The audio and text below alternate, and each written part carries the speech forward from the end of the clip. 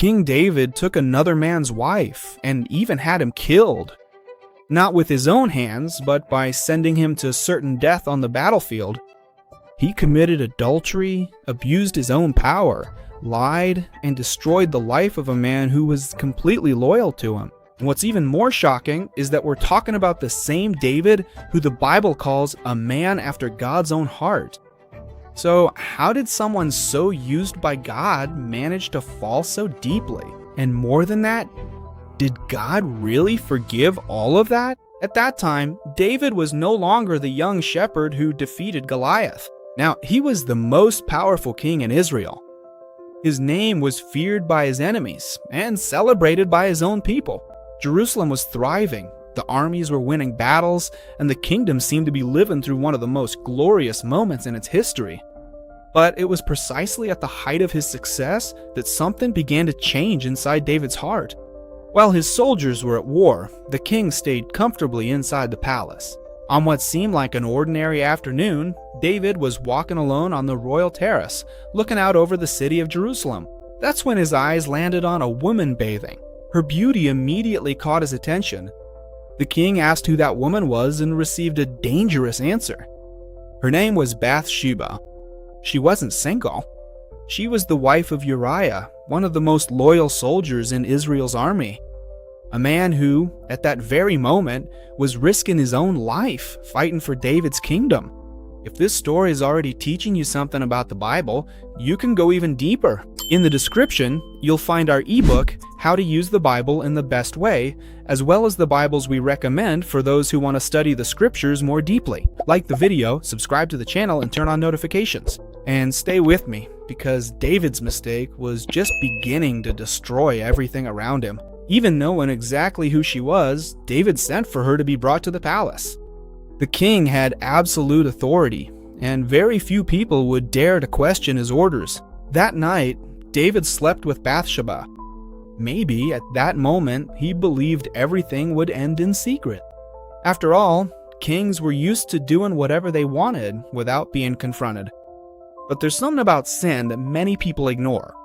It almost never stays hidden for long. And soon enough, the consequences started to appear. A few days later, a message arrived directly for the king. It was short, simple, and devastating. Bathsheba was pregnant. At that moment, fear began to take hold of David. The man who wrote psalms about justice now needed to hide a sin that could destroy his image before the entire nation. Instead of confessing his mistake right away, David chose the most dangerous path possible. He decided to try to cover up what he had done. And the more he tried to hide it, the deeper he sank. David then came up with a quiet plan.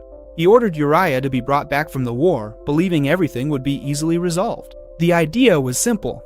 Uriah would spend the night with his wife, and everyone would believe the child was his. When the soldier arrived at the palace, David pretended to be concerned about the battle, and then encouraged him to go home and rest. But Uriah showed a sense of honor that even started to make the king himself uncomfortable. He simply refused to sleep in comfort while other soldiers were fighting. Uriah replied that he couldn't enjoy his own home while the Ark of God, the king's servants, and the men of the army were still camped out in tents on the battlefield. That man's loyalty began to expose even more of the hidden corruption inside David. Even so, the king kept insisting. He tried to get Uriah drunk during a banquet, hoping he would finally give in.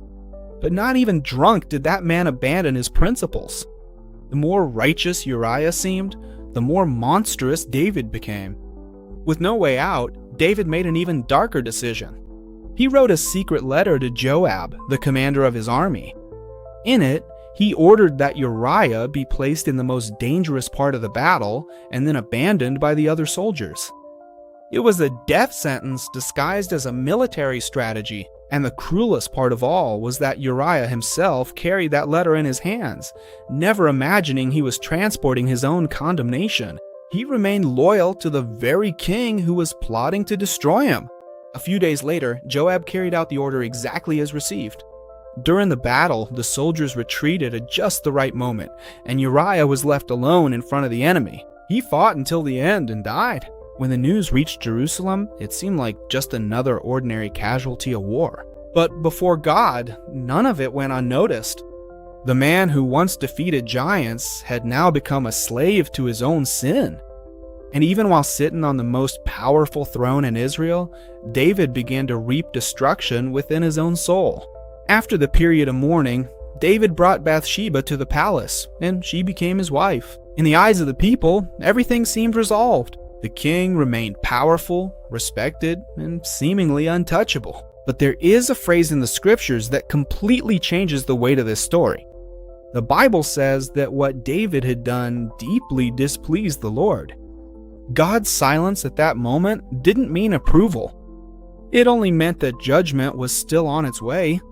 If you want to learn how to use the Bible in a simple and complete way, in the description you'll find our ebook, How to Use the Bible in the Best Way, as well as the Bibles we recommend for a serious study of God's Word. Subscribe to the channel and keep watching, because now God is going to confront David in a way that would change his life forever. So God sent the prophet Nathan to the palace, but instead of accusing David right away, Nathan started by telling a story. He spoke about a rich man who owned many flocks, but decided to steal the only lamb of a poor man to serve a guest. When David heard that, he was outraged. He said that man deserved severe punishment for such cruelty. That was when Nathan looked straight at the king and declared words that pierced his soul like a sword. "You are that man." In that moment, the whole truth hit David all at once. God had seen the hidden adultery. God had seen the lie. God had seen Uriah's death. Nathan declared that the Lord had given everything to the king, but even so, he had despised God's commandments to satisfy his own desires. Then came the most frightening consequence. The prophet announced that the sword would never depart from David's house. The sin had been forgiven, but its consequences would remain alive. For the first time in that whole story, David stopped running from his guilt. He didn't try to justify himself, didn't blame anyone else, and didn't hide what he had done. He simply confessed before God, "I have sinned against the Lord." The mighty king finally broke his own pride. In that moment, one of the deepest acts of repentance in the entire Bible was born. Later, David would write painful words in Psalm 51, asking for mercy and begging God not to take his presence away from him. But the consequences began quickly. The child conceived in that sin became gravely ill. For days, David fasted, wept, and stayed on the ground seeking mercy before God. The servants watched the king consumed by pain, unable to help him. Then the child died. Silence filled the palace. That loss became a deep scar in David's life.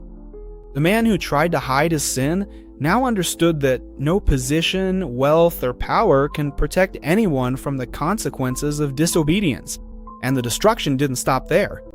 In the years that followed, David's own family began to plunge into tragedy, violence, and division. One of his sons abused his own sister. Another son murdered his brother in revenge. Later, Absalom rebelled against his own father and tried to take the throne of Israel. The same David who unified a nation now saw his own household consumed by internal strife. The sin that started hidden inside the palace spread pain throughout the entire royal family. Even so, this story doesn't end only in destruction, because despite the terrible fall, David sincerely turned back to God. The Lord did not erase the consequences, but he also didn't completely abandon the king. Years later, Bathsheba would give birth to Solomon, the man chosen to build the temple in Jerusalem. And centuries later, from David's own lineage, Jesus Christ would be born. This doesn't lessen the seriousness of David's sin, but it reveals something powerful about God's grace. He is still able to restore broken people who truly repent. If you're enjoying learning about the Bible, we have something extra to offer you. In the description, you'll find our ebook, How to Use the Bible in the Best Way, as well as the Bibles we recommend for anyone who wants to grow spiritually and better understand the scriptures.